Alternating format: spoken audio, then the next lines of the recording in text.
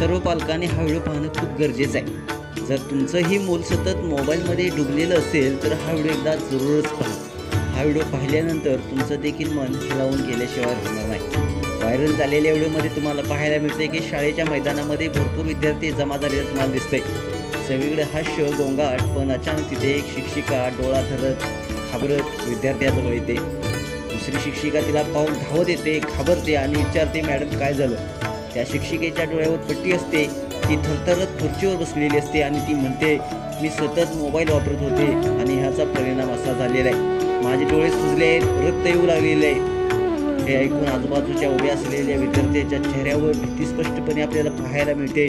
दुसरी शिक्षिका मुलांना म्हणते, पहा मॅडमच्या डोळ्यातून किती रक्त येत आहे, सतत मोबाईल वापरल्यामुळे त्यांची ही अवस्था झालेली आहे। यानंतर एक शिक्षिका मोबाईल हातात घेऊन मुलाजवळ जाते आणि विचारते, तुला पाहिजे का मोबाईल? पण आश्चर्य म्हणजे एक विद्यार्थी मोबाईल घेण्यास तयार होत नाही, त्यांचे डोळे भरून आलेले असतात। शेवटी शिक्षिका एका रडणाऱ्या मुलाजवळ जाते आणि विचारते, बाळा का रडतोयस? आता पुन्हा मोबाईल वापरशील का? त्याने रागच मुलाने फक्त डोकं हलवत नाही असं उत्तर दिलं, शब्दही निघाले नाहीत तोंडून। मित्रांनो, मोबाईलपासून दूर ठेवण्यासाठी ही कल्पना खरोखरच खूप चांगली आणि जबरदस्त आहे। एक प्रयोग, एक प्रसंग आणि मुलांच्या मनातली खरी जाणीव आपल्याला या व्हिडिओतून पाहायला मिळते। तुम्हाला ही कल्पना कशी वाटली आणि तुम्ही देखील अशा पद्धतीचा उपयोग कराल का? कमेंट्स बॉक्समध्ये नक्की प्रतिक्रिया अवश्य लिहा आणि हो, सबस्क्राईब करायला नक्की विसरू नका। धन्यवाद।